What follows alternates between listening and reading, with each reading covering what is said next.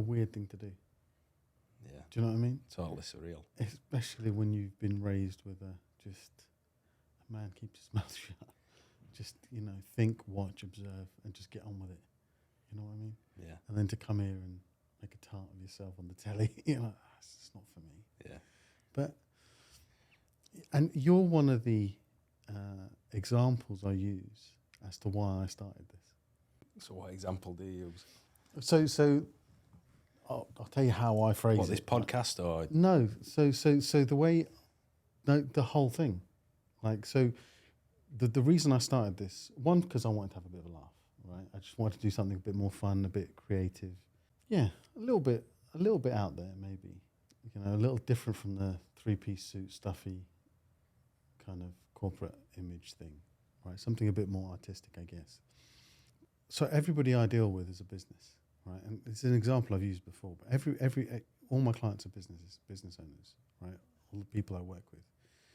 And they have different backgrounds, different ideas, different everything, right? But the one thing that is consistent is discipline, right?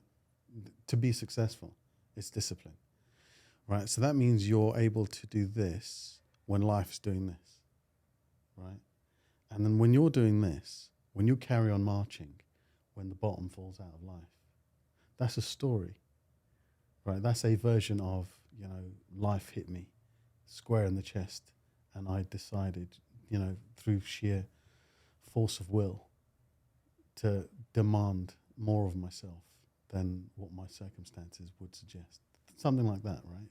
These are all good stories, right? And then, so the way I describe, the example I use is, so there's this guy I know, and he was a construction worker, right? And just through sheer will, sheer determination, has built a successful business.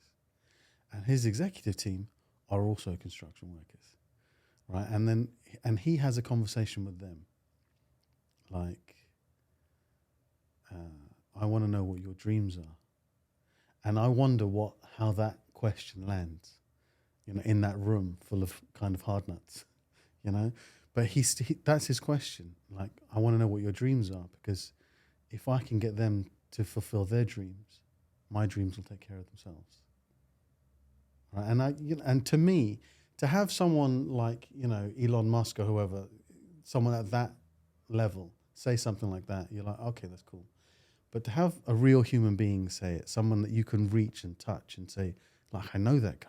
I can follow that guy. I can be inspired by that guy. Like, I find that quite inspirational. That's just the way I've been brought up. I think if you want something in life, you've got to sort of give to receive. You've got to give more than you're getting by helping other people. If you want other people to help you, you've got to understand what drives them and motivates them, and it's not always just a good wage. If it's business, for example, you've got to create that full sort of package, whether it's a good working environment, part of a team, autonomy to work on their own. But if you're asking somebody to help you achieve your dreams, you've got to help them achieve theirs. Sounds a bit cheesy, and well, it doesn't. Initial feedback were, this is all bullshit. It's not normal. It's initial not feedback from who? Maybe a couple of people I mentioned it to. Because it's generous. Yeah, some people think you've got an ulterior motive. There's something dodgy behind what you're saying.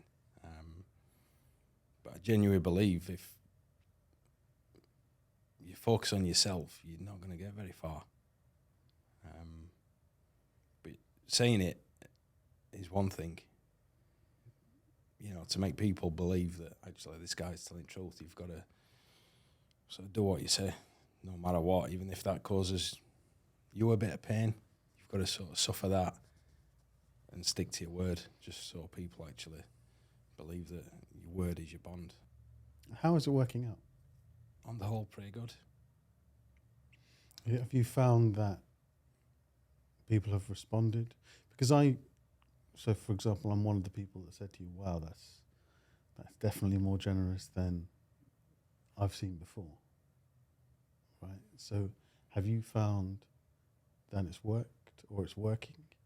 That they are, as you're helping them fulfill their dreams, they're actually willing participants in you fulfilling yours. Yeah, I think on the whole it's working. Some people are dreamers, like me. They've got ambition, they've got goals they want to achieve. Other people aren't so much. They can't picture doing anything different with their lives or achieving bigger goals. I think most people probably just plod on and accept, life they've got, instead of thinking, I can create a better life for myself. I can take destiny into my own hands. I think that's why I started all these years ago. I wanted to be in charge of my own destiny. How long ago? What were we? So, Dan Stocks, the DPS group. Yeah. Tell me a little bit about what the company does, and then we'll go into how it started. So there's two sort of parts to our group. You've got DPS Facades and you've got Revo Fabrications. So DPS is a commercial facade company. So we design, supply, install commercial glazing and cladding, aluminium windows, doors, curtain walling, rain screen cladding, on all sorts of projects from commercial offices to retail units, working for sort of main contractors. We're not really involved in your domestic market. And Revo Fabrications manufactures aluminium glazing products, windows, doors, curtain walling, not only for DPS but for other companies as well. We sort of changed his business model maybe 5 years ago. So previous to that, DPS Facades were called DPS Installations. Same company, we just changed his name.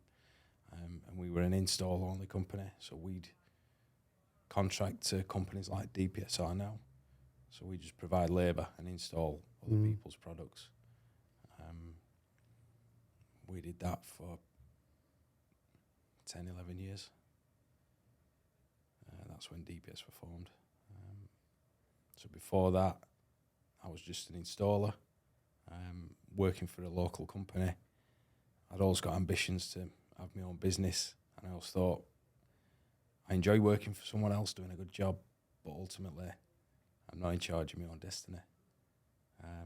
So early 20s, I decided to sort of go self-employed. That's when I got on this journey, set my own business up. How long were you employed for? From the age of, since leaving school pretty much, 16, 17 to maybe 21. Then went subbing, self-employed from 21 to maybe 25. And then sort of set a limited company up and grew it from then. So we started with 3 guys, myself, my brother, one other lads. Just sort of grew his reputation, his customer base, grew his team to a point where I think we got as big as I wanted to get, just sort of labour only, providing labour and site management for other companies. So I wanted to basically turn into our customers and do the full sort of subcontract package. So what's the master plan then? What's it out look like? Good question. I think my sort of dream is to, or my definition of wealth, I want to be wealthy in the terms of I want to be able to do what I want, when I want, how I want, and with whoever I want. But I want that for, my wife, my kids. I've got 4 kids. So I want to give us the options of, again, being in charge of his own destiny, creating his own path, not just falling in with masses and following everyone else. I'd love my kids to follow the dreams, you know, whatever they might be. If they want to follow a dream of becoming an author or an artist or whatever, might not pay brilliant, but I want them to follow their dreams. I don't just want them to get a job, you know, just to pay bills. So be unhappy. I want to give them that opportunity to do whatever you want in life. So fast forward to you being wealthy, right? Let's imagine that happens next year somehow, or the next 5 years. 5 years, you sell the company for a fortune. 6 months, you muck about, you go here, there, and everywhere. Like any holiday, 10 days later, you're bored, right? But you do it for 6 months because now you've got some real money. You've spent it, you've gone crazy, you've gone here, there, and everywhere. You've been Miami and all the rest of it, and all the, you know, the kids are now back at school, and you're sat at home. Money is no longer an issue. What are you going to do next? I tried that a few months this year, or having a little bit more time. And what I found is, yeah, we're okay for a little bit, but I need a purpose to drive me on. It'd be fantastic, you know, spending more time with kids, taking them to school, all our side activities, spending time with my wife, more time with, you know, my parents, my friends, people like that. But yeah, I've not figured out what main purpose would fill most of my time. Good question. I need to work on that answer. Well, I mean, do you think that life has a purpose? Do you have that sort of philosophy that there is a purpose to life? Because right now, presumably, where you're focused on the wealth part of this purpose, right? The making future generations comfortable. But do you think there is an actual purpose that you're supposed to be? Supposed to be. It's an interesting way of framing it, right? I think my purpose is looking after people, mainly my kids, my wife, my parents, my team that work for me. I enjoy supporting people, looking after them, protecting them. Do you think that should extend beyond the people in your immediate sphere? Do you think it should? So this is an interesting. When I'm talking about purpose, I mean like an obligation almost to live your life in a certain way. Right. So do you think there is an obligation on you if you get beyond your immediate sphere to look out and say, that guy I've never met over there looks like he's struggling? Because you're talking about your purpose being one of a protector, of a shepherd, to some extent, right? To protect and look after, put an umbrella over those in your immediate sphere. Does that extend beyond that immediate? Should that extend beyond that immediate sphere? Possibly, but it's not something I've really thought about, and I don't think. I think it's a nice idea, but I think you've got to start looking after number one first, then looking after people in that, you know, sphere, your own sort of personal circle. And if you can achieve that, then I think you can extend it further out. But if you don't start at that centre point, you can't work out. You've got to look after yourself. I've had a change of mindset on this because I used to think that was a selfish point of view, but if you don't look after yourself, how can you look after your family or your team? Yeah. I spent a lot of years probably putting everybody else first, trying to build my business, raise a family, look after my team, and probably neglecting myself. In what? And no time for myself, no sort of exercising, no gym, not really focused on diet or social life. No reading, learning, personal development. Mm. I've got to a place where I'm sort of focusing on that because I've realised for me to get to where I want to be, to look after people, I've got to sort of develop myself. Where do you think it comes from, this protective sort of vision of yourself? You're out with lads, or you're on a football team, and somebody, crunches one of your mates, or, whatever. I want to be the first one in to look after that person and dish it back out. Same at work. If you've got a site manager that's treating one of his site guys, in a way it shouldn't be. I feel like it's my job to step in and sort that situation out. What does that look like? What has that looked like? Tell us a story. I don't know how much of this you'll be able to put out, but I don't know, that might just be a phone call or an email or stepping up in a meeting. Or driving 2 hours to Newcastle to have a word with a site manager after he's, abused one of your site staff. But your team respond to that. They see that and they respond to it. Yeah.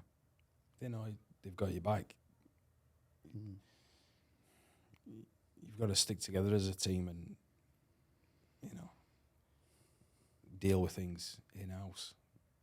If people's done something wrong or done something they shouldn't have, you sort of have to go to one side and discuss that and sort it out. But outward looking, you've got to show your team that you're prepared to step in and help them in whatever situation that might be. I think when chips are down, or you need to jump in trenches, you're going through difficult times, you've got to be the first one rolling your sleeves up and jumping in, getting your hands dirty. So when you're the first person jumping in every time, right, or you're the person that people come to, and you're the person leading the field, when you turn around and no one's jumped in with you, or do you find that problematic? Like when you yourself are, let's say, you've had to take a knee for 5 minutes because things have got a bit rough. Do you find it easy to reach out and ask someone else to give you a hand up? Not really. I don't like asking. I'd rather sort of keep grinding away. There's points where, there's only so much you can do.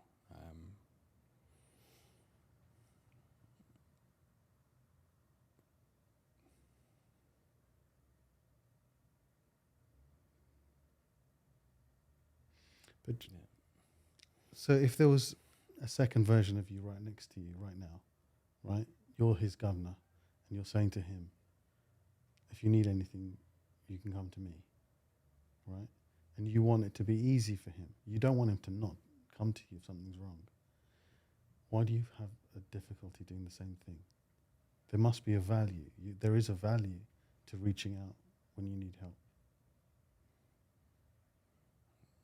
Yeah, there definitely is, but I think that's just the way I've always been. I never like asking for help in any capacity. I prefer to...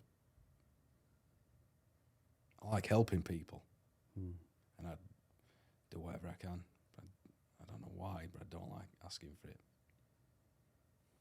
That's probably a mind shift I've got to make. Does it happen often? Where you need help and you're like, shit, I wish I... I think it's getting less and less now. I'm building a good team around me. But there's been plenty of times over the years where I've just sort of soaked it up and just kept grinding away on my own. It's one of those things that's always, not always, but it used to, you know, so there's that movement of, it's okay not to be okay. You know that thing, the whole mental health thing. And there's a huge value in that, massive value in recognizing that, you know, everyone is going through difficult times. The journey's uphill for everyone, right? And so that, you know, you should be comfortable in talking about times when you drop. You know, I get that. I love all of that. And it's great when people can do that and do it. But at the same time, you know, saying it's okay not to be okay is one thing. But, you know, for some people would struggle with that concept. Some people would struggle with saying that they're not okay because they have people that rely on them and they don't want them to not rely on them because they think, oh, he's having a wobble at the moment, so I won't tell him this thing. But really, I want you to share that with me. I can still help you. So I'd rather you never know I was struggling so that you could always still lean on me. Or in certain professions where you're like, if I say I'm having a wobble, you're not going to, you're like, mate, I'm in the middle of a really big deal. I'm not interested in your wobble. You know what I mean? Like, how is your wobble going to affect my transaction? You know? So that, I just wondered whether there was, you know, like almost like an Alcoholics Anonymous. But for business But owners. for business owners, like we could just go and sit down and just like bang your heads together and go, Jesus. I think as you're talking, I'm thinking that maybe I have got a little bit that because for years I sort of dealt with all issues of the business on my own. I thought if I share this with a team, it's going to stress them out, scare them to death, or whatever. But recently, the team we built, I'm sharing more, and we're sharing more with senior management team. Because if we don't share that information, we can't get everybody working together to pull in the same direction. Yeah. So it's also not to plug the guy because I speak about John I must speak about him in every episode. But having someone like the legend that is John Asquith. And he's a legend. He is a legend. But having someone like that, you know, where you can just go and say, look, here you go. Because he'll ask you even if you don't want to tell him anyway. You know, just from a business perspective, it's quite nice to have that sort of pressure valve. Not saying that he has all the answers, but he seems to have all the answers. Yeah. He sees things from a different perspective. I think sometimes I'm probably dogmatic about certain things, but he'll look at it from a different point of view, one that I'd not even considered, and it just opens up, you know, different pathways. Do you just carve this journey out by yourself? You're a kid, you're working with someone, you're like, I'm doing this, I want to do it alone. You just decide to do it on your own. You decide to look after everyone around you. I think it's always been in me, probably even at school, looking back to sort of how I worked back in, you know, my school days.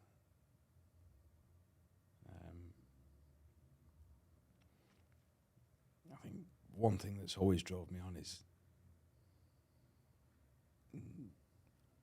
I always search for perfection. It doesn't exist, but I'm always wanting to improve everything I'm doing.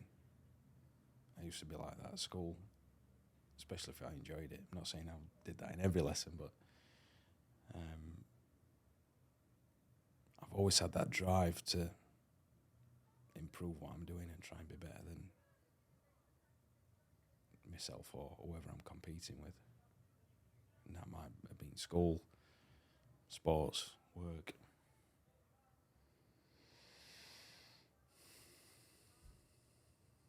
I think that's a strength and also probably a weakness, perfectionism, searching for the ideal which never exists.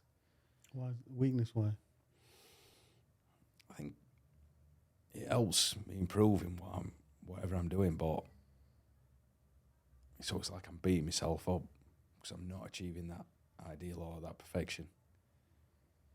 I should probably start to look backwards and look how far I've come or what I've achieved, you know, in that project or this time scale or whatever.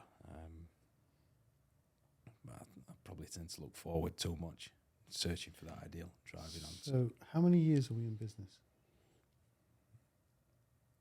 16 years. 16 years. Yeah. Okay. So, happy? Given what you just said overall. about perfectionism.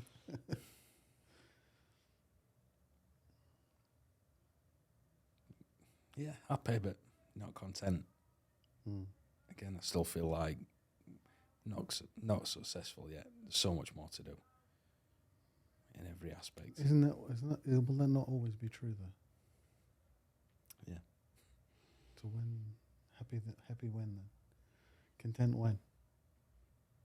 I think it's achieving certain milestones. That ideal's always going to sort of grow and move. I've got a couple of milestones set. But If you were in, reach every one of them, I could add another milestone in. If you were in the third world, right, sitting in the dust, Yeah. your wife and your 4 kids, right, and someone said, "I can get you to England, and okay, you won't have millions, but what I can do is I can get you a house, and I can guarantee you food every day. Right, every day you'll definitely have food." That's all I want, surely. Right, so but we already had that. Right? So the milestones that you're creating, I'll be happy then milestones. I'll be content then milestones are self-imposed. You created a scenario in your own head, in your own environment, which delays your own peace. Or the alternative is you could be over the moon, right? Just absolutely over the moon. And then everything else is a bonus. Is that the right way around though? I don't know. Would that stop you driving? Should be. But would it stop you driving forward? Would it take away that hunger? Because I mean, would you say that you were being pushed by something, some internal thing, or that you're chasing something? I don't know the difference between them now that I've asked it out loud. But do you know what I mean? Like, do you feel driven to keep going? If you were over the moon, if you just felt like overwhelmingly grateful for your existence, would it change that drive? I don't know the answer. Do you think it would? I think it probably would. I'm not saying this is right or wrong, but if you're content and happy. But won't that make you delay your happiness intentionally? Like, I can't afford to be happy.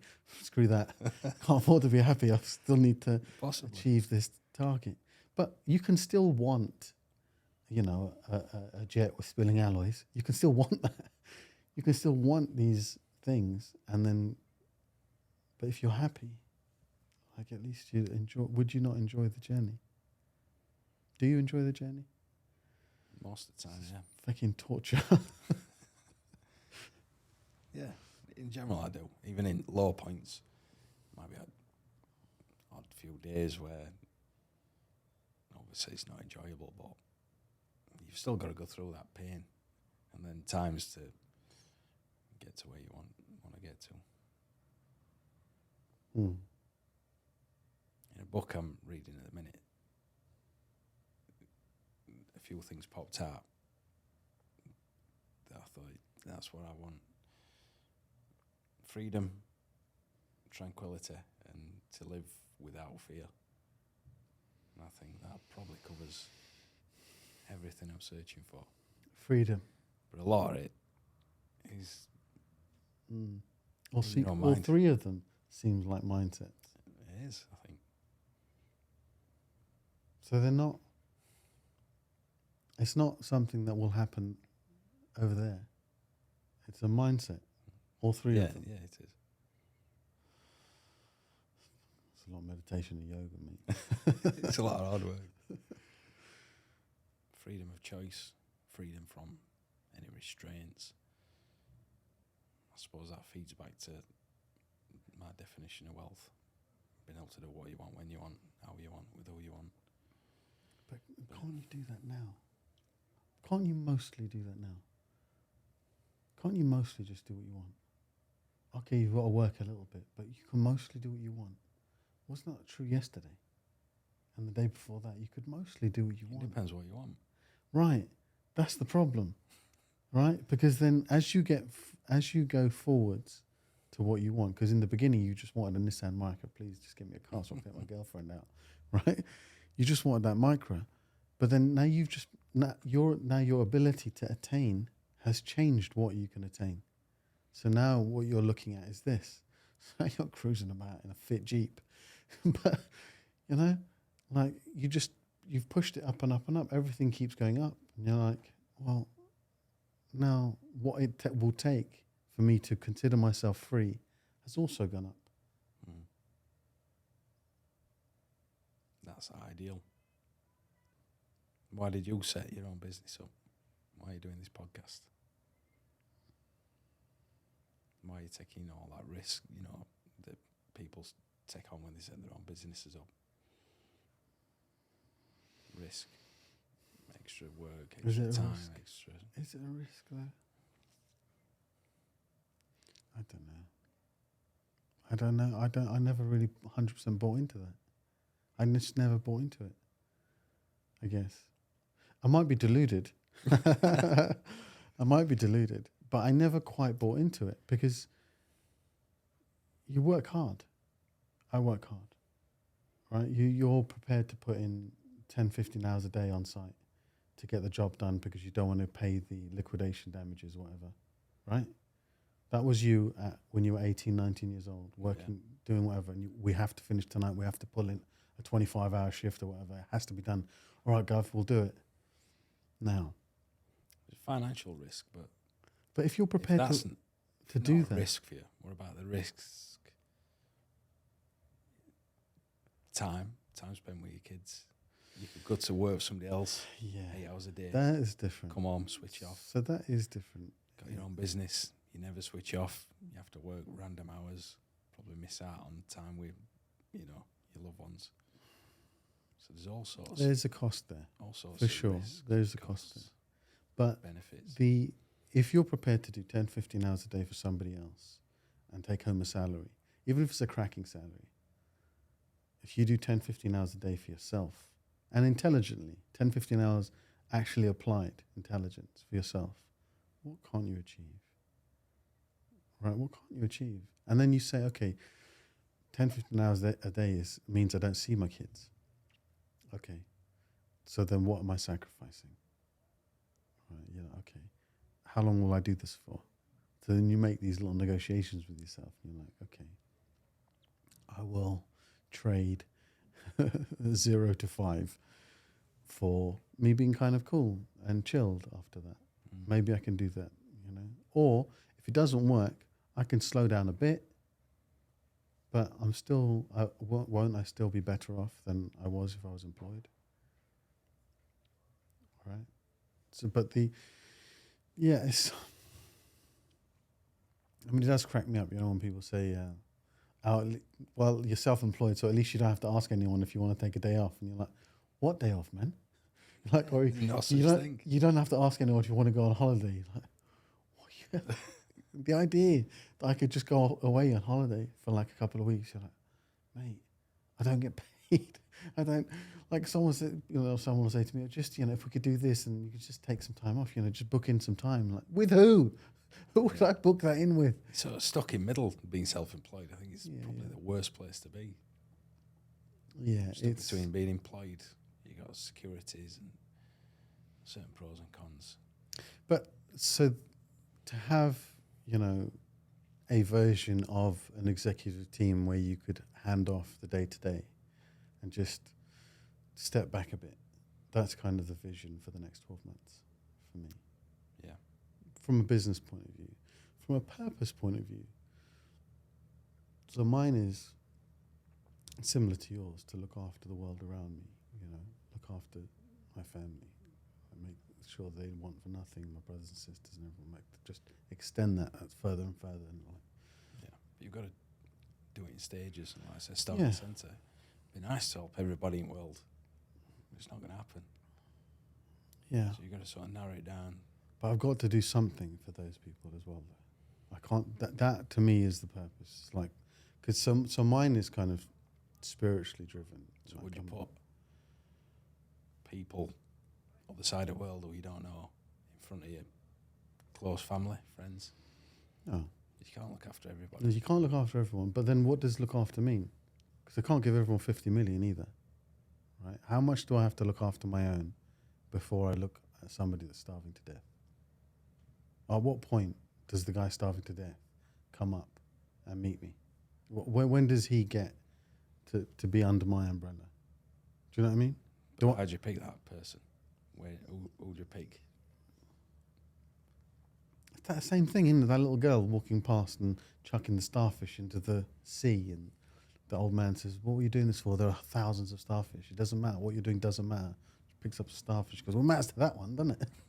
You know what I mean? Like, it doesn't matter who I help. It doesn't matter as long as someone gets helped.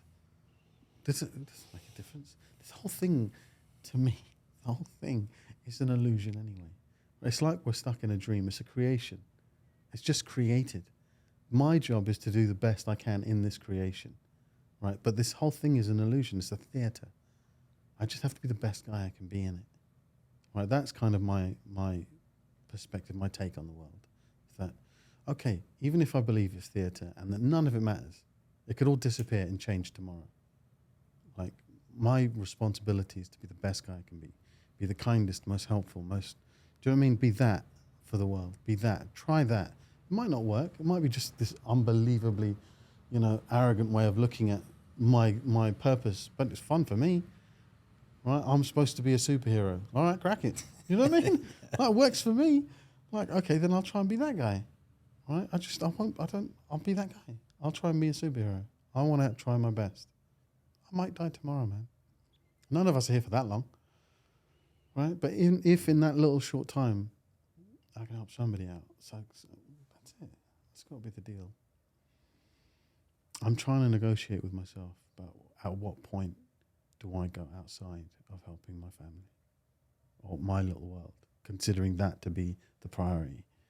I mean, I'm nowhere near there, man. I'm 10 minutes into starting the business, but that's where I'm at. Like, those are my pulls. Like, do I go for the jet with the spinning alloys, or do I, you know, it's like one part of my character just wants to be just absurd. You know what I mean? Like Flavor Flav with a giant clock, you know, loads of jewels. But the other side of me is just like, mate, how could you? I suppose it depends on your vision, you know, what that looks like and how you want to help people. Do you want to help them with your time or your knowledge, or is it finances? I don't know the answer. I don't know the answer because it can't be finances, right? Because then you've got to, where does it all come from? Because you're talking about everyone. Like, what is the answer? To find a way for people to live in hope. Find a way for people to be at peace to some degree. You know, to find joy, even in the darkest of places, to find light. I don't know. Maybe that's starting to feel more like it, because it's starting to feel like a never-ending challenge. I don't know. It's finding that balance between, you can't do everything. You want to help other people, but your own sort of close circle as well. It's sort of a juggling act. Yeah. So if I said that sounds great. I'll be a guinea pig. You can start helping me. So much time you can spend helping me 'cause you've got to build your business to provide for your kids. So it's, yeah. But I mean, how much land does a man need? Do you know what I mean, how well off do we want to be? Do you know what I mean? We live like kings, don't we? I can go to the supermarket and get a mango flown in from Africa for 60 pence. Do you know what I mean? I can get a message from here to the other side of the world and back again in like seconds. Like, so where does that sort of mindset come from? 'Cause it's probably different to mine. which one? Which mindset? The one of trying to... Gratitude. And Well, mine comes from religion. Mine comes from... I have a particular spiritual focus, spiritual lens. Right? So, yeah. Well, my like, neatly put would be like, okay, so you worship God. You worship the Creator, serve His creation. That's kind of the deal. Right? And, like, God doesn't even need to exist for that to make you feel good about the way you live your life. Do you know what I mean? Like, it's just... like, it's inbuilt. Don't get me wrong, human beings can be crazy evil. But I think it's inbuilt in people that when you help someone, like, it's a blessing almost, that when you help someone else, your heart feels good. So there's no such thing as altruism. Because, you know, like, to do something for no gain. There is always a gain because your heart feels good. Do you know what I mean? You get something from it. And, there are two main drivers, I believe, right? Spirituality and ego. That's it. Like, if you were spiritually satisfied, if, like, you were out there serving, like, the poor people in the world, if you and your family were out in God knows where, right, and there's just a queue of people that was just suffering and you were just helping them one after the other, like, you'd need nothing else. Just give me a shelter, food, and we'd be happy. We'd be so fulfilled with our lives. We'd feel like we had value in the world, right? But if you're not doing that, if you're not spiritually satisfied, then your ego needs to be satisfied, right? So if we're not out saving the world, then I want a flash car. I have to. I need a flash car, a nice office. I want to dress well. I want to look good. Because I have to feel good somehow, right? But that's obviously superficial, but it works, right? It's a good superficial. But yeah, there's part of me that starves as a result. I think it's true of everybody. That search for contentment, that constant, I want to get something, and then you get the something, you're like, well, I don't want something else now. Then you get that something else. Same with cars. The minute you get in the car that you wanted, you're like, right, where's the next one? Where's the bigger, better deal? You know, I'm not driven a Porsche yet. You get in the Porsche within a week, you're like, okay, the Aston Martin looks fit though. It never ends. That never ends because that's not the way to get satisfied. It's the way to get superficially satisfied, and it works, but you're always striving. You don't get satisfied or for long from things. No. Your ego won't. It is always chasing. It's always after the next thing, the bigger, better deal. But to satisfy yourself spiritually, you need very little. Very, very little. Yeah, maybe I'm stuck in the middle of that. Not religious. Not really materialistic that I want flashy things, to show off to everybody else. I like spending time and money, both, on things that are fun. That might be riding a motorbike or spending time playing with my kids or watching my kids play sport or, I like spending money on things that are fun and exciting. Like? Other than the motorbike? We're going to come back to the motorbike. I'm trying to convince you out of it. But go on. That can range from, family holidays or family days out. Either, enjoy working or spending time with my family or doing things that give me a buzz, such as riding a motorbike. You've got 4 kids. Yeah. Now, I'm saying this from a place of jealousy, all right? Because I've always wanted a bike. And even the last time we spoke about it, I was like, that's it, I'll do it. Next year, I committed. That's what I said. Have you committed yet? No, I'm not doing it. I've changed my mind. Because I can't, I know. I stubbed my toe, bro. You stubbed your toe. I banged my elbow into things. I've hit my wing mirror from time to time. Now, if I do that at 70 miles an hour on a bike, it's over, man. It's over. Like, you can fall off a bicycle, right? Who cares at 20 miles an hour, right? Who cares? But at 70 miles an hour, with your legs on the outside and your spleen, mate, forget it. It's not worth it. What am I going to get out of it? I got, with the kids at home, and you're going to, a mashed up version of yourself. Just, it's not worth it. It might never happen. Have you bought the bike? Not yet. Don't buy it. Let me tell you why. Probably has to buzz. Hmm? Yeah, no, Danger, but that adrenaline, but you can't go through life thinking. you can't go through life thinking that. You can't go through life. But to volunteer for life-threatening injury when you stub your toe as a result of a toe stubbing, lack of attention. It's not. I think that's the view that most people have of motorbikes Yeah. or riders. Yeah, that's right. Yeah. But most of them people have probably never ridden a motorbike. You can get knocked over crossing the street. You can, but you're not doing 70 miles an hour. That same div that knocked you over crossing the street is the same div that'll knock you over in the motorbike, right? But then you're doing 70 when he's doing whatever he's doing, and it's, mate. If it's too late, you'll not know about it. Life's too short to worry what could happen. It isn't. That's not the correct analysis. That's not the correct analysis. Life's too short to volunteer for your own guaranteed disablement. I mean, I don't know. I know a lot of people You could be struck down with a terminal illness tomorrow. But I didn't volunteer for that. I'm not volunteering for it. You're volunteering to be on a bike.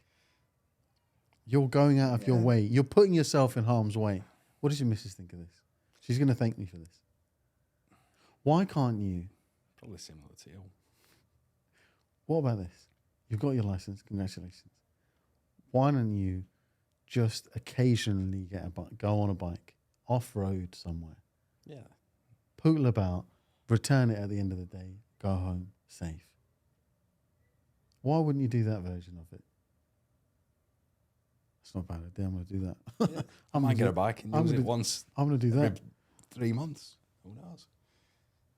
I might be on it every day. I bet there's more people die in construction work than on motorbikes every year. That's probably a lot of... This is when we need one of them producers. Yeah. Jamie, find me the answer to this. No, I'll fall off, man. I'm a daydreamer. How do you know? Because I stub my toe, bite my tongue. These things happen to me. Yeah, they happen. I've hit my elbow and stuff when I'm just walking past in the same door that I've had for 30 years. I've still cracked my elbow in it and go, how's that possible? I've done it so many times. You do that on a motorbike, bro. Forget it. Whenever I've been on a bike, for hours at a time, I get off. I've got a clear head. I'm happy. It's a place to get away from all day-to-day stresses. So I see that as benefiting everybody else. Because I'm coming off a happier, more positive person, which is better for everybody around me. So some people might think it's selfish. I think I'm doing it for everybody else. Have a nice swim. Have a nice swim. What in a shark-infested sea. I think as a business owner, when you're under constant stress, you've got to get a release somehow. That might be working out, that might be swimming, that might be riding a bike, that might be meditating, might be walking. You meditate? Not really. Ever tried it? Tried little bits, but Boring, isn't it? not stuck with it. Yeah. Yeah. I've lied about meditating before. Depends on who the person is. Yeah. Like, yeah, I meditate, I'm deep. I can't. So what do you do to switch off? You're pretty chilled. I bet you don't get stressed. Or how do you deal with stress? Or if you've had a bad day, see, you're that chilled, it probably don't apply to you. But most people, it's not that when you've got your own business, you can't switch off. You're always thinking about it. How do you sort of transcend from that sort of environment to, being a fun, loving husband and dad? I read a story about this old guy. He was a sort of woodcutter, so he took an apprentice on, and this young apprentice decides to have a race with him so he could chop as many logs as they could. So a young apprentice just starts smashing away with his axe, chopping these logs up. He looks round, and the old apprentice keeps sitting down, having breaks. He's sharpening his axe. By end of course, it turns out the old guy has actually chopped more logs than this young fit apprentice, because he's got a blunt axe, so he's having to work harder and harder and harder. Old guy, he's constantly taking time out, sharpening his axe and achieving a lot more. I've mentioned that to part of my team, that you've got to take that time out to sharpen your axe. And for me, I think that might be riding a bike, spending time with my kids, exercising, whatever that might be. Yeah, Sometimes you're sharpening your axe, you might cut yourself. Would you never sharpen your axe? I might not sharpen it with a spinning nightmare. Volunteer for that. No, I mean, I pray. And that obviously that Is that a form of meditation? Yeah, I guess. Not into meditation. I'm not into religion and praying, so I don't understand it. So is it? I suppose it brings you back to gratitude, right? And that I suppose is where I sit most of my time. So I tend not to complain. I don't really have that. I don't like whinging, and I don't really listen to people whinge, to be fair. This is probably not fair on the kids, but the minute they start, I'm not interested, sunshine. I'm not interested. Smile. Let me see. We can't. So it's kind of weird, but yeah, I think if people genuinely understood the reality of their situations, the reality of their lives,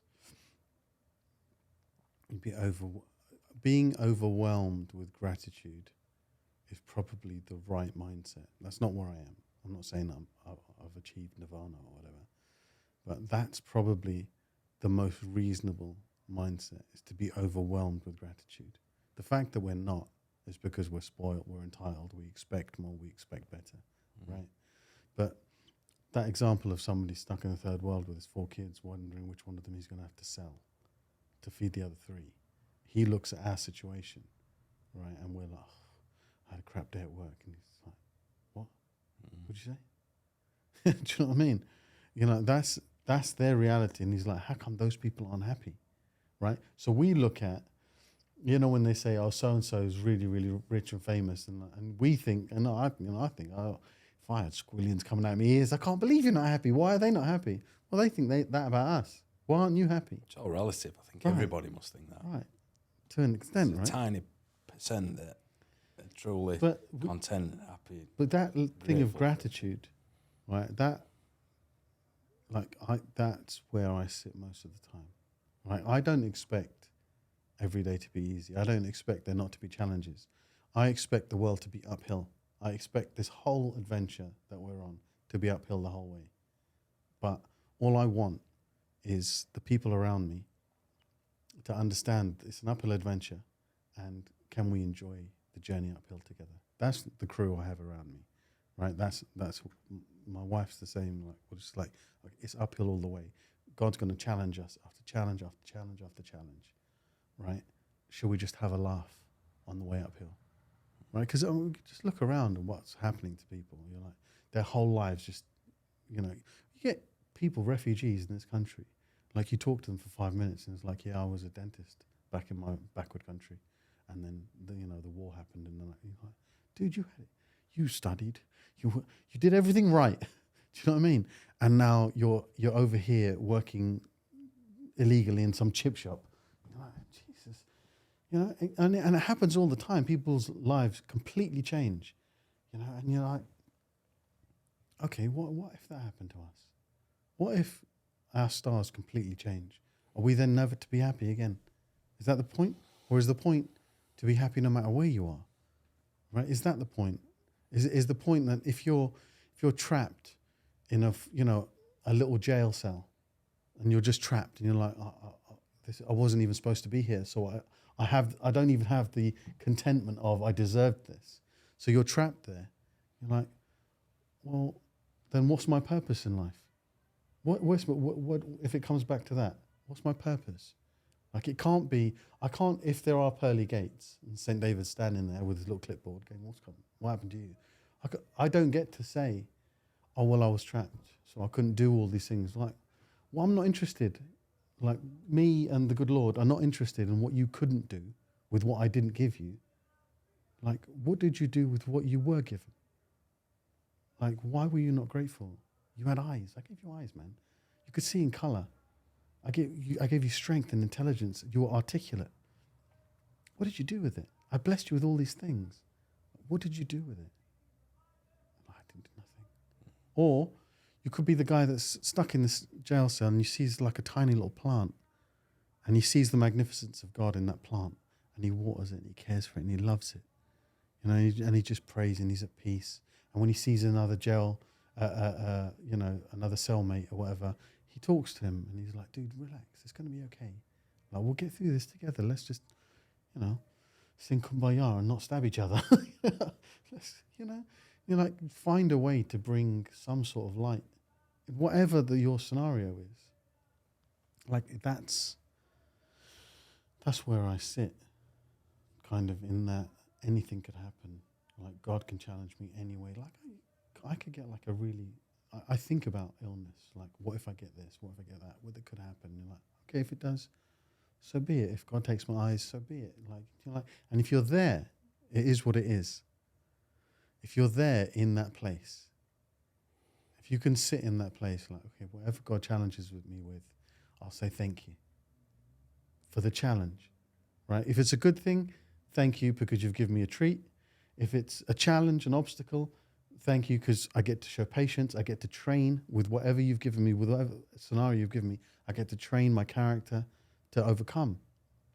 No matter what it is, thank you, right? So every now and again. It's a good place to be. Something up. I mean, every now and again you get proper taken to your knees by what God has in store for you, right? Especially when it involves your family or whatever, and you're like, oh, man. But then at the same time, you're like, okay, I have to find a way to be grateful for this. And you're like, oh, you got some skills. You're like, oh. But still, you get back up. And you're like, all right, cool. Let's keep going. Mm.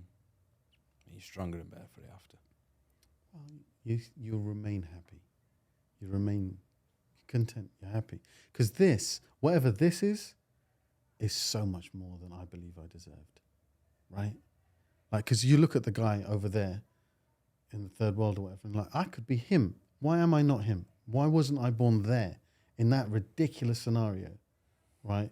Trying to find a way to scrabble together some money to tie myself to the bottom of a truck, like the Great Escape, and to get to France or England to just work in a chip shop. That's an adventure. Like, and why wasn't that my life? It could be my life. So what makes you think like that? Because I think most people, probably me included, think What? that's I don't know. that sort of thing's not my problem, or that's, you know, that's just where they're from or where they were born. You know, I've got, not saying me, but we've all got our own problems. Mm.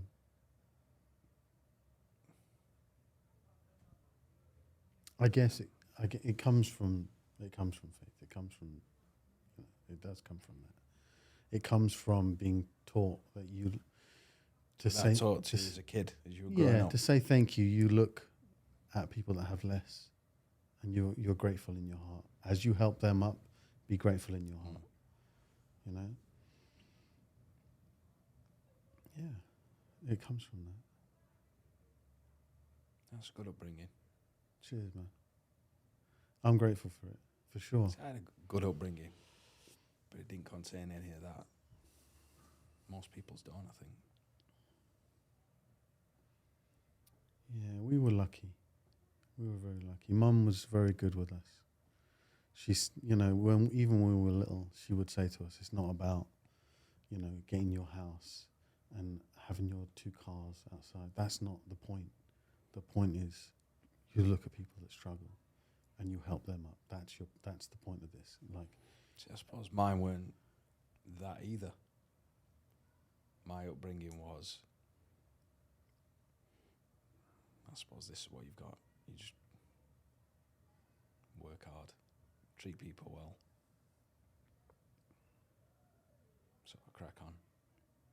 but that's also a good upbringing.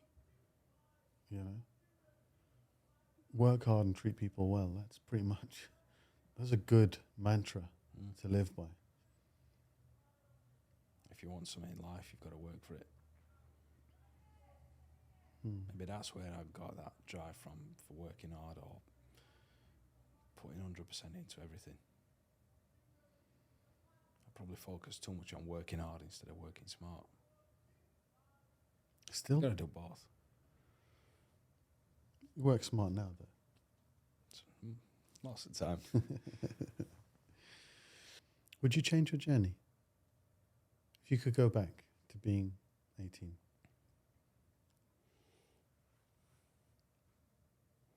If you could, before 18, because let's say you, at 11 years old, you can go back to 11 and do your GCSEs again.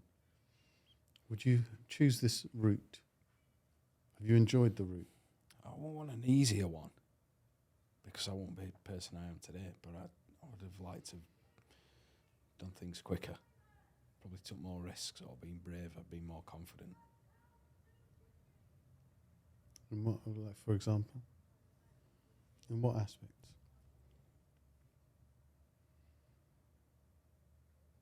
I think early years is when I first set my business up.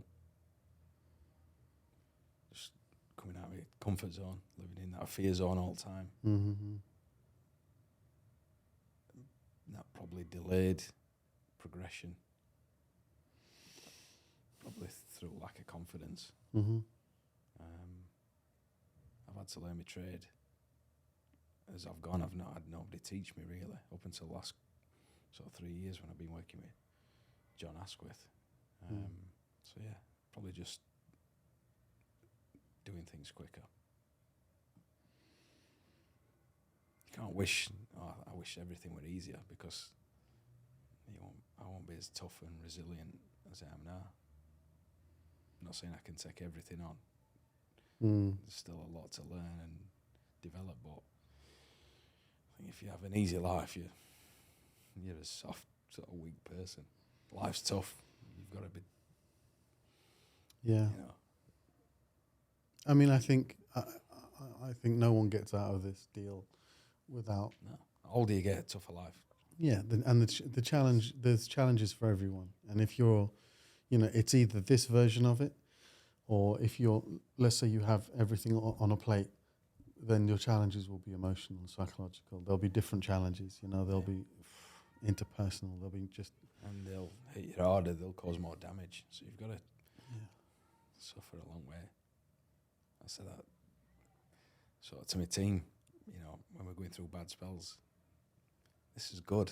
It's good that it's happening now. If we have it easy for the next 10 years and we have this sort of issue when we're 10 times as big, then that'll probably kill us. Yeah, that's like that Jocko guy says. You know, that he's got that thing. He says, whenever the team come to me with a problem, I say, good.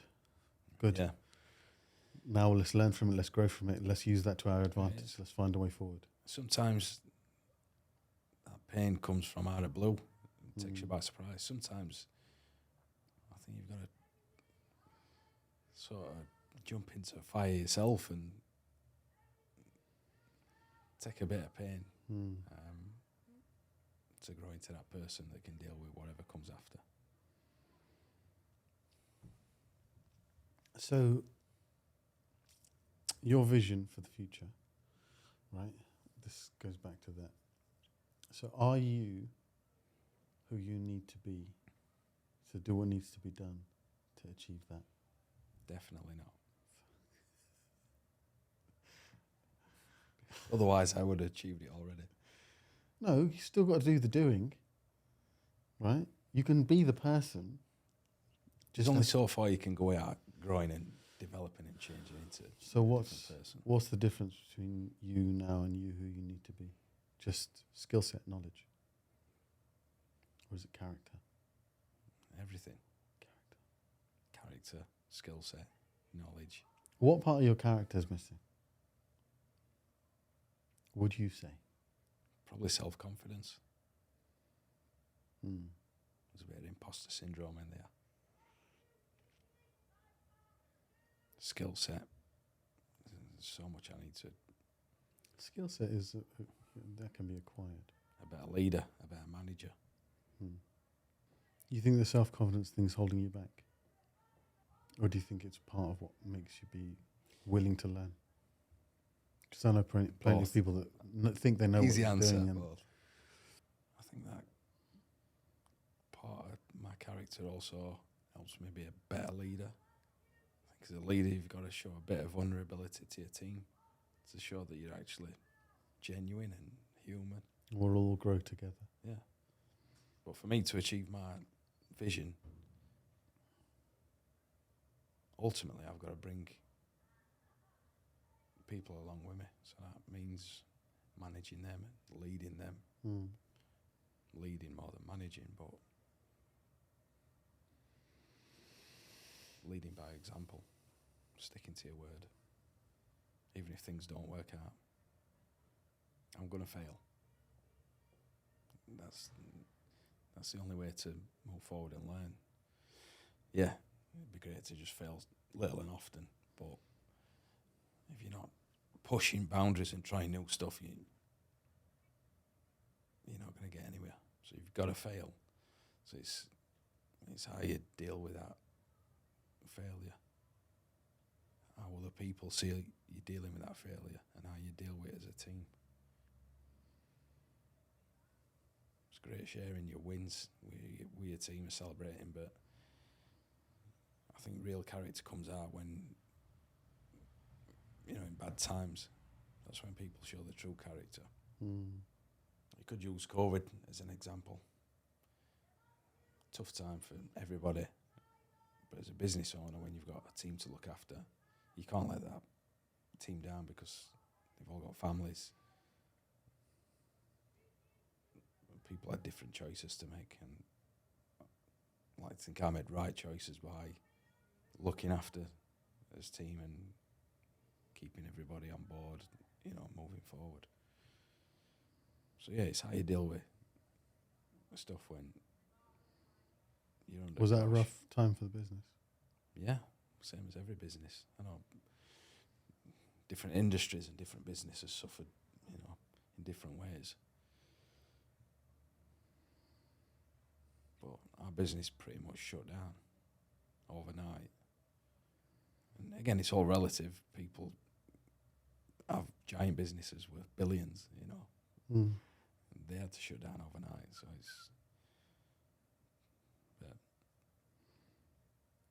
Have you done anything different about the way you structured your business since COVID? Or have you just tried to grow as quick as you could? If it happens again, would you be in the same situation?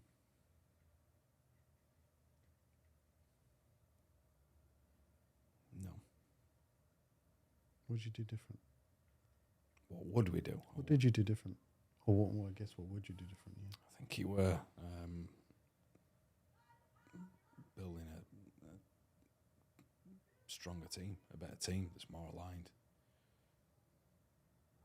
I'll look after anybody, you know.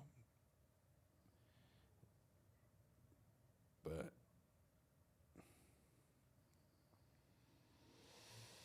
there's only so much you can do for people. And ultimately, if they're not aligned or they're causing disruption or negativity, then you've sort of got to move on. You've got to replace them with people that fit into your culture. Culture's, you know, probably the main thing at DPS. You've got to fit into that culture. We hire mainly based on culture. We put that in front of skill set. How would you describe the culture? One team. The team is the most important thing. Integrity, resilience, a little thing called say do co, which means if you say you're going to do something, you do it. If you can't, communicate it at earliest opportunity. So it's around honesty, doing right things, Kaizen, continuously improving. The team we've got, everybody is on board and aligned with that. We have had people in past who weren't aligned with that. You've got to sort of replace them people. Because once you start getting people like that in business, it starts spreading. So we put culture before skill. That's going to be harder and harder to control as we get bigger and bigger, but this is a key focus for director team, myself. So, I mean, what's the instruction when it comes to the interview? Like, just don't hire a div. Pretty much. We've made mistakes in past. You could have the best lawyer in the world, but if he's an absolute div and upsets your clients and rest of your team members, don't matter how good he is. Yeah. Ultimately, most people want the same thing. They want to be in an environment that they enjoy, they can contribute to. Yeah, people come to work for money primarily, but there's so much more to it than that.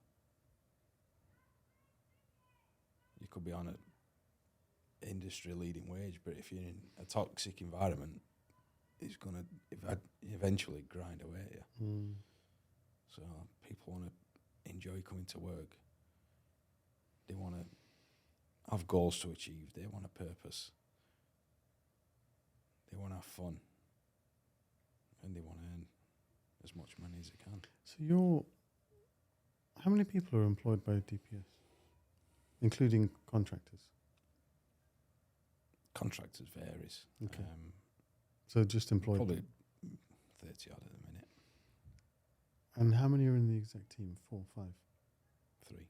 3. Plus you? Including me. 3 including you. Okay, so when you say you're hiring for culture, do you mean everybody, all 30? Everybody, from trainees to directors. Not just We've the made errors executive at team. every level. So we've learned a lot of lessons, but it don't matter if you're a director or a trainee. If you don't fit in with his culture, it affects everybody. We take the view that we can't let one person affect, 30 odd people. So when you're saying team first, like you're saying your culture is team first, integrity, say-do-co, all those sorts of things. From an apprentice's point of view, I get it from the director's point of view. I get it from the exec team point of view. from an apprentice's point of view, or at that level, or just above that level even, how does it feel to me as the new guy? The team comes first. How do I recognize that? What does that look like to me? What do you want from me, and what do I want from everyone else? What does it feel like? That's a range of things, from supporting your job to an environment where you can feel comfortable challenging your manager or your director, to little things like weekly team lunches, or monthly days out for a lunch or whatever. Going back to that protective thing from your teammates, that's what we call, ourselves a team. Your teammates having your back, whether that's an issue on site, customer getting aggressive, which tends to happen in construction industry. We win together, we lose together, we go through our times together, we just stick together as a team. That includes, like I say, anyone that doesn't fit in that team. We've got to show a rested team that we can't tolerate that.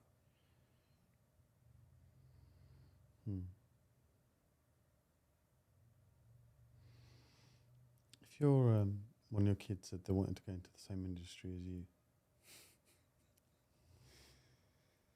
what would you advise them? Would you say yes, crack on, son, or would you say do something else? I'd probably say do something else. Do what else, Dad? What So should if you really wanted to, do what you want. Yeah, but I mean, I suppose the question is, I'd advise my kids never to. I'm going to say get a job, work for somebody else. I think you probably have to do that a bit to learn. Because it's a good training ground. Yeah, you can't go straight from school to run your business, but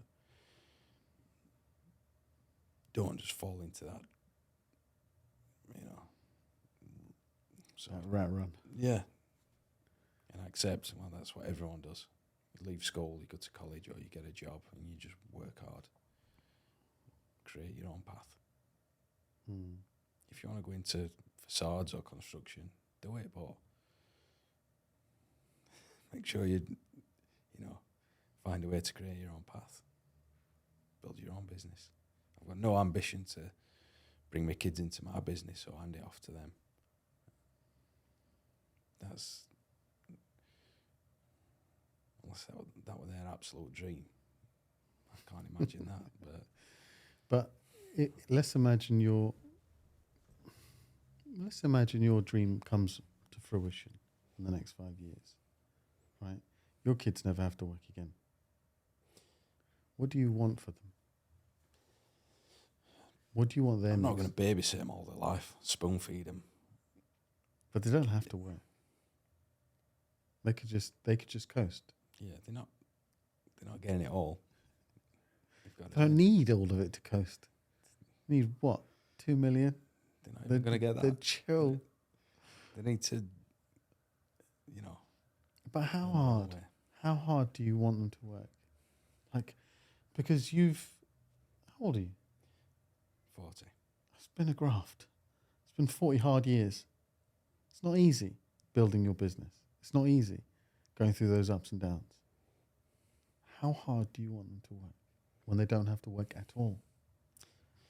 Right? They could play. Nobody wants to see the kids suffer, but if they don't suffer a certain amount, they're not going to be strong enough to deal with life. But our job as parents is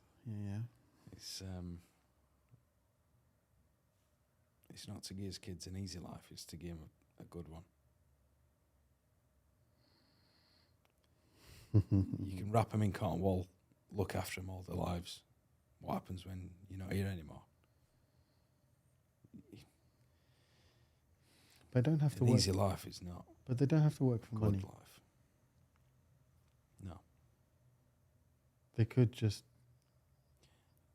do what they love, like you said in the beginning. Yeah, I might come up with some sort of structure that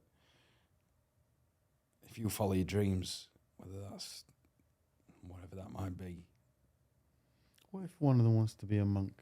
Boys or girls? 2 or each. Yeah, nice.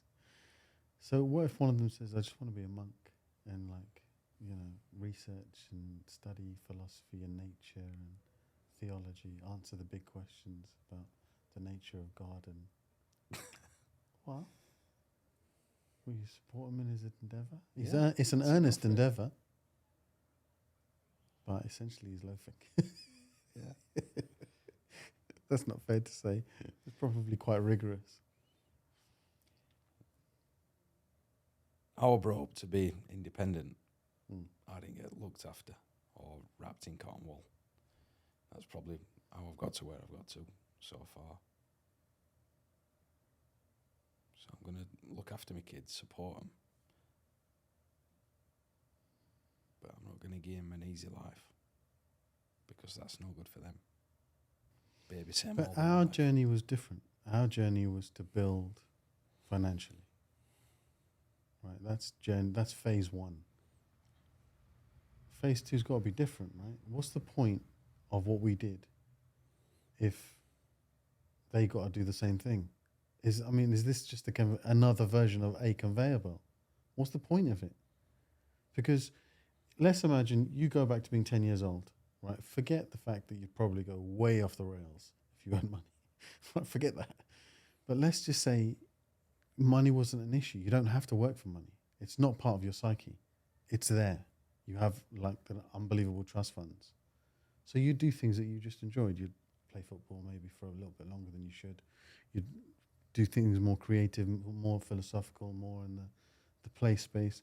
You'd maybe do things that are more altruistic, like, going out and helping the poor and all the rest of it. Maybe you'd use the brains God gave you to try to find answers to some of the bigger problems facing the world, right?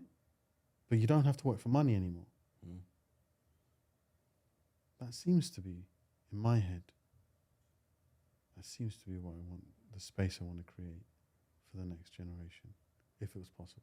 If God blesses me so, right? That seems to be right. I That's on don't, the same sort of lines. like, if the kid just turns out to be a mongrel, then you're like, I'm not supporting that. Whatever that is, I'm not supporting that. But I'd quite like. See, the thing is that I don't have any. There's no stats to back this up, but I don't see. Why would I put them through what I've been through? Why would I put them through the same journey? I want you to be phase 2 of the journey. Be the second part of. If I could live forever, be that guy. Be the second part of my journey. The working for money part is done. Now do the next bit. Make the world a more beautiful place. Maybe that. Mm. Maybe that feels like that might be how I'll pitch it to the lad. I get that. I suppose it's when they come to times of, struggle or hardship, it's how you help them get through that. Hmm. But remember, money's not the only hardship people go through. So they'll still go through their hardships. They'll still go through their challenges. It's not So the if, foundation, when. yeah, exactly. So the foundation that you give them won't just be financial. It'll also be the philosophy, the theories that you hand down to them. Education. Right? You'll give them that knowledge. character. You'll give them that rigor in their character. So, okay, maybe, God willing, they don't have the financial worries. They don't have that, just doesn't hit them. But they'll have the character, one would hope, because of everything else that you put in place. They don't necessarily have to have the same struggles that you had. My kid doesn't have to have the same. They probably won't have the same struggles, but they're going to have struggles, aren't they? Like I say, it's giving them character to deal with that. You can protect them from certain things, but not everything. So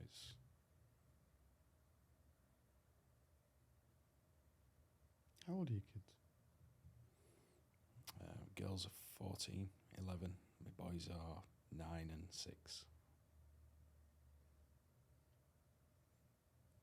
All different characters. If your kid said he wanted to ride a motorbike, what would you say?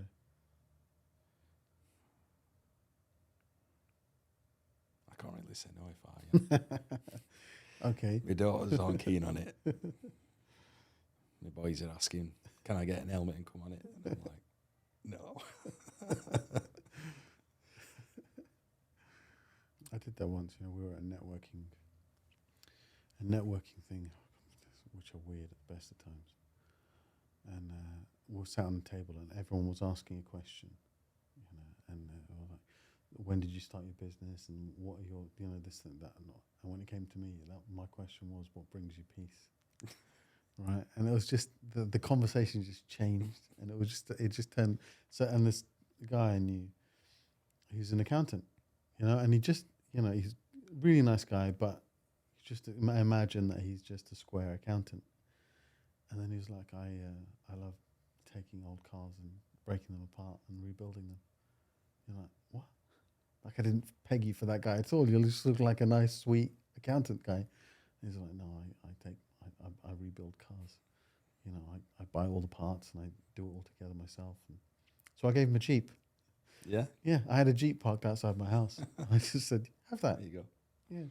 We're a pal now. We've been pals. Most people don't even think about them questions or them answers.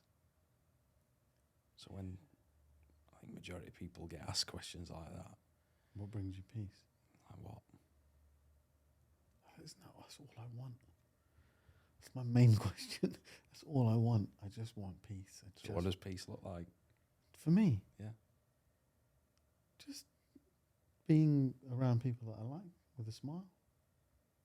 Like I remember this story from when I was a kid, right? It must be a famous story of a guy who's, he's just a poor carpenter and he's looking for a wife. And that's how the story starts. I can't remember, maybe it starts differently. But I remember that he's just a poor carpenter and he's looking for a wife.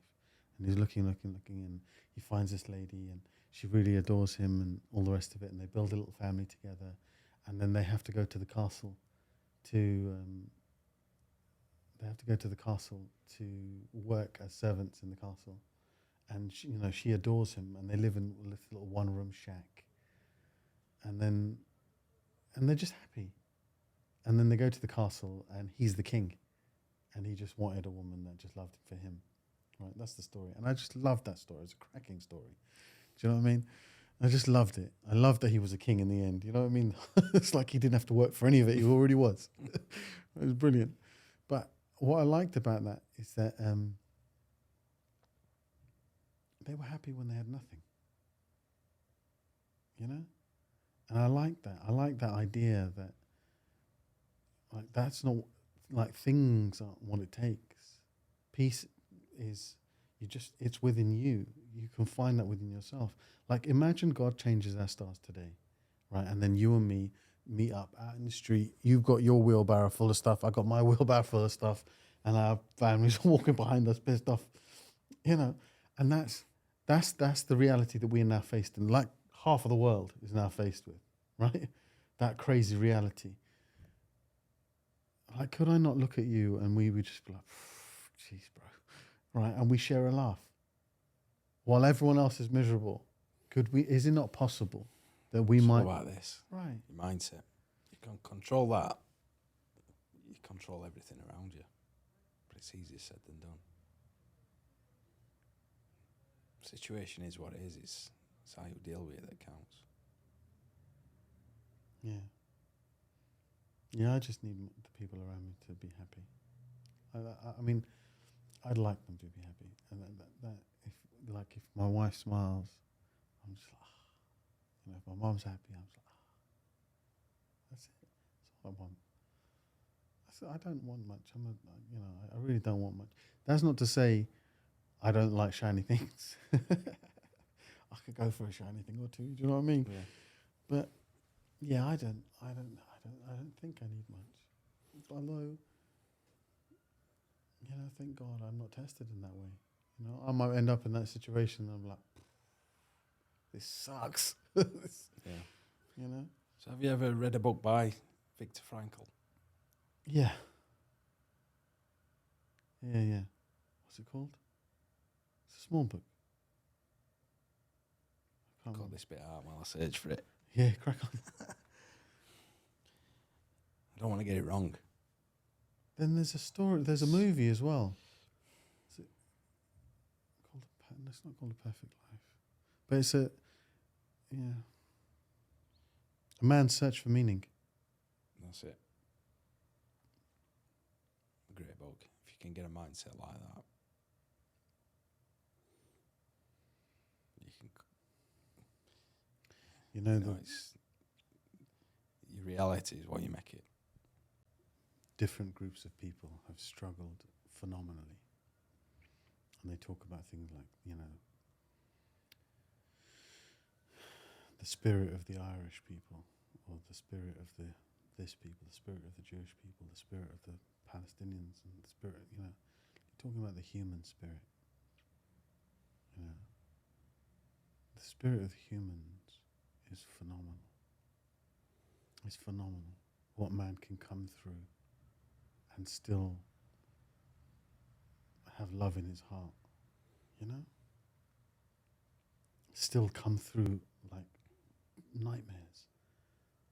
And then you'll still see, like, even in the darkest places, like a mother singing to her child, and the child just resting peacefully. And you're like, where does it come from? Where is it? How is it possible that you come through all this darkness and you still have this in your heart, this love in your heart? So I just think humans will develop over, coming centuries. Have you ever read any books on by Ray Kurzweil? Mm. I read one recently called "The Singularity Is Near." Mm. So I think he's like one of the world's leading computer scientists and futurists, and he predicts this event they call the singularity, where sort of biological intelligence and non-biological intelligence will sort of get to the same level and sort of become one, and we'll sort of merge into non-biological intelligence, based on sort of different technologies sort of inside us. So we'll basically transcend from biological to non-biological. Just Like as in Elon Musk's brain chip, that kind of thing. that sort of stuff, yeah. And bits of that are happening. I mean, this book was published in 2005, I think. So it's out of date, but there's stuff now like little brain implants to help Parkinson's disease. But the sort of rate that technology is advancing is just getting faster and faster and faster. And that's one sort of theory that, that's how we're going to evolve, through technology, AI. But if that's the case, that sort of bit you were talking about, human struggle and what makes us a human, how would that sort of fit with that theory? Well, I don't know. I mean, I think... Would you have it? The brain chip now exists. You can have a human computer interface. They put the chip in your head and you can access the internet. I mean, the idea that you could just have all that information is so tempting. That's pretty much what he sort of predicts, that you'll be able to upload or sort of download Like the Matrix. whatever you want, pretty much. But if you look at... Would you take it? Let me ask you another question. So, I can't remember where this comes from, but kind of like the Matrix. There's a pod. You can have any think this was on the Ricky Gervais show, actually. This is where I got it from.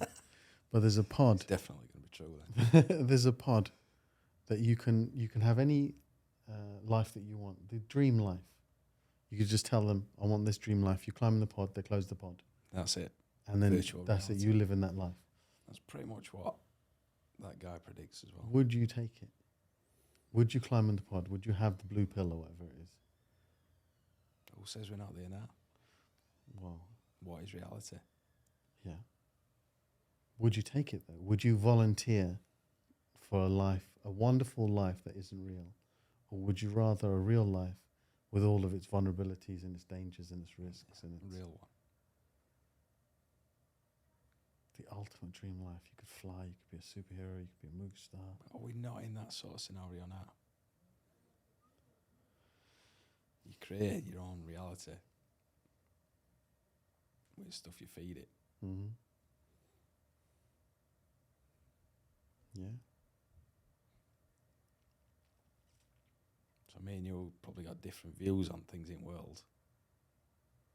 Don't mean both, either of us are right. So what's reality? You view something one way, I view it another. What's right and what's wrong? What's real and what's not? Well, I'm right. Obviously.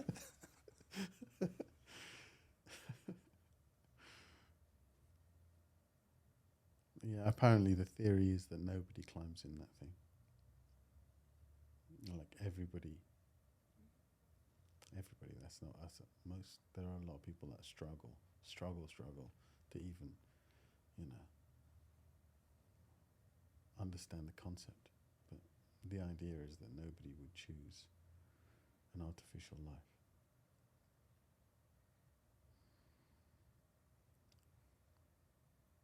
So who chooses the brain interface? Who would volunteer for that Neuralink or whatever the hell it is?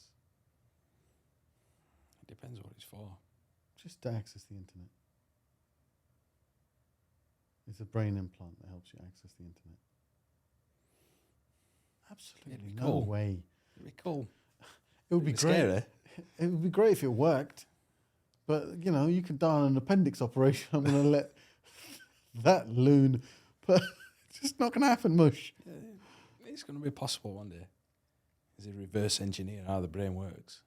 They're getting closer and closer to that. What do you mean? I think to fully understand how something works, you've got to basically take it apart. Where are Put it back these? together. Where are these donors coming from? Where are these brains, these working brains coming Not from? physically take it apart, but any mind do, or scans, whatever. I'm not saying this is right or No, what I'm talking about. So this Just this is what makes me think. Like, so you're saying what about the future of the world? Like the state of the world right now. Like you look around, like you watch the news, and you're like, there might not be a we're world in. so backward. But with the world is few still years. so backward. Like the mask has slipped. Do you know what I mean? Because we lived in an illusion where you're like, nah, you don't behave. No one behaves this way. You don't just raggo, just destroy. Nobody does this. There has to be a bit of a to and fro, a bit of an argy-bargy, and you're like, there's an excuse, there's a reason, there's a this, that, and the other, and you're like, hold on. No, people are just as mental as they were then. They're just as mental as they were. Nobody's changed. Then you realise the timeline. You're like, what is But it? what? 50, 60 years ago? How long ago was the Civil Rights Movement? How long ago was Rosa Parks not allowed on the bus? How long ago was this stuff? It was 5 minutes ago. Do you know what I mean? It's one human ago, people had slaves. One human being. Do you know what I mean? Mm. You're like, the world, we live in this illusion that we're so far advanced, like socially, like as a culture. You're like, no, we're not. No, we're not. We're just as dumb as we were. You can say it's only 5 minutes ago, but that's the rate of how things are advancing. Technology is advancing. Technology. I don't think human beings are advancing that fast. I think people are. I mean, it's difficult. That's why to say. at some point, non-biological intelligence will outstrip ours. If you look at development of Why AI, wouldn't in the it? last few Yeah, years, why wouldn't it's it? Why wouldn't it? It's just It's what happens then. AI's jokes, man. That's crazy. It's crazy fun. Do you use it at work? No, not really, but it's slowly creeping into everything. It's phenomenal. It's been around for years. Yeah. We just don't realise it. Yeah. From voice recognition on Siri or Google to all sorts of software. Hmm. Yeah.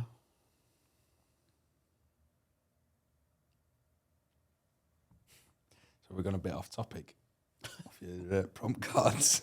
Well, what? Let's see what I wrote down. All this might just get cut and shoved in bin. Might just be me answering it. It's a 5-minute podcast. All right. Do you have a role model? No, I don't. So we'll stick that there. Not really. Do you feel like life has a purpose? Do you feel like life has a purpose?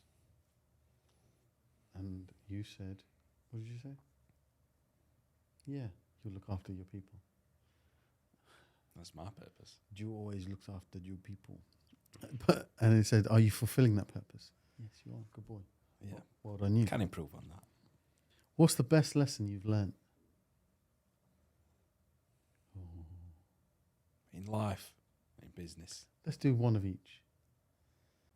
You've got a 20-year-old version of yourself here, somehow. Right? He's just about to embark on all the adventures in the world. Right? You've got one opportunity to tell him. You've got a single piece of business advice to give him. What is it? I think it'd be some advice that cover everything in life. Keep consistent with your small, daily, insignificant habits that you think have no consequence. But over time they compound, for massive results. Instead of not being consistent and then later down the line thinking, I wish I'd have done that. I wish I'd just kept consistent with that. Is this you regretting not being good at karate? I should have stuck with my karate. Everything. Dropping gym or eating habits.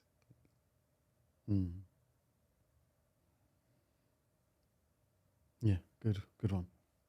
All right, personal. What personal advice would you give young Dan? It's got to be the same one. Same for business, same for your personal life. It covers everything. So that's the best lesson you learnt, you'd say? Yeah. Be consistent. I'm still trying to nail it. Have you read that book, Atomic Habits? No. That's got to be the There's a lesson. couple others. The Slight Edge and the Compound Effect.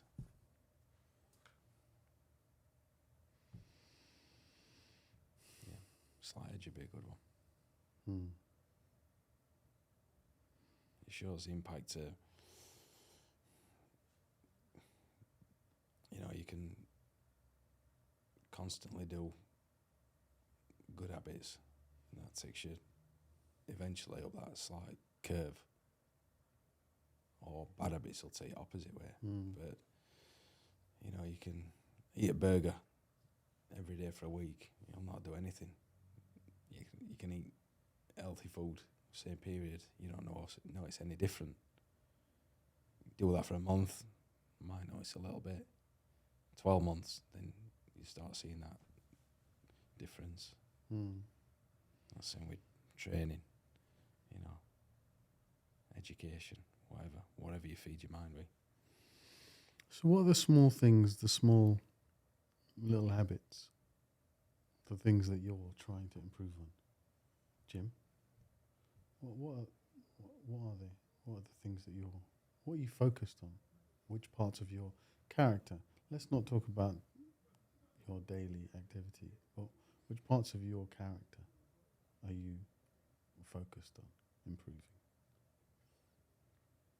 I think it's keeping steady emotions and not reacting too much either way, getting too excited or too down. You've got to sort of keep them in check. Another one I'm really trying to focus on is first seek to understand before being understood. So it's just slowing down, observing that landscape before making decisions. Mm. If your emotions aren't in check, you're bound to make wrong decisions, and that can be insignificant, or it can cause, you know, a lot of damage to people around you. Mm. It's tough running a business, you know. CEO, you've got to make quick decisions. Probably something I struggle with. I tend to want to look at all the evidence before I make a big decision. Smaller day-to-day decisions are easy, but big important ones, sometimes you've got to make them probably quicker than I tend to do most of the time. Mm. So it's making them based on facts, trying to take emotions out. But it's still a Emotions work in have to be progress for me. somewhere, though. So this is a thing, right? So the making decisions quickly. I can't remember where I read this thing, but it's like, so you know, you're always taught slow and steady wins the race. But do you know what beats slow and steady? Fast and steady. You're like, oh yeah, I like that. It's like, but the like taking emotions out of decision making. Was it you that I spoke to about this? As it happens. But emotions still have to stay somewhere near it, right? Because to be completely emotionless, all right, maybe commercially, it's probably the right way to go, Yeah, right? Because then you're like, ebb and flow. It depends what do you have a value? decision you No. make. Have you dropped below your useful value? No. F you off. And you're like, well, there's got to be, you've got to put the humanity back into it. So, okay, maybe the decision making will be slower. Maybe it will, you know, take a little longer, but it's got Some to pay. emotion, yeah, but Yeah. you can't be at extreme ends of the scale. Yeah. It can't completely tie you down or handcuff you. Yeah. Yeah. Things are going well, you don't want to get carried away and excited, because then I think good chance of having blind spots that you're missing. Mm-hmm. And then other way, when things seem to be plummeting down, you can't get sucked into that downward spiral. So you've got to keep as close to that centre line as you can. But that's a constant battle for us all, most of us anyway. Mm. Yeah, my challenge with the emotional part comes with people. Like I find it very difficult to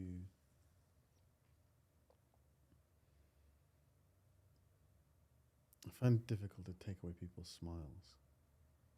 Do you know what I mean? Because it's always been a big thing for me ever since I was a kid. Right, it's like just try and make people smile, try to bring joy. And you're like, well, every now and again, I've got to stand up for myself. You know, and especially in business, you know, every now and again you've got to be like, look, I'm afraid you're doing this wrong, you've got to do that. And you're like, how do I do that? How do I negotiate that part of the transaction without feeling so weird about nicking somebody's smile, you know? It's just, I find that part I find challenging, you know, criticizing people for their parts of their work. And you know that'll sit with them, especially when the person's older than you, more experienced than you, which is the case with my team. They're both more experienced than me. You're like, how do I tell that person that what they're doing needs a bit more thought, or you know? I find that's the part I find difficult. Sometimes emotions can take over that, and you know, you get an outcome you weren't after. Yeah. Well, ultimately, it makes me hold my tongue when I probably need to say something sooner.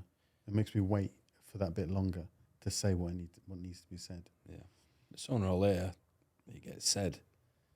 It's saying it in the right way.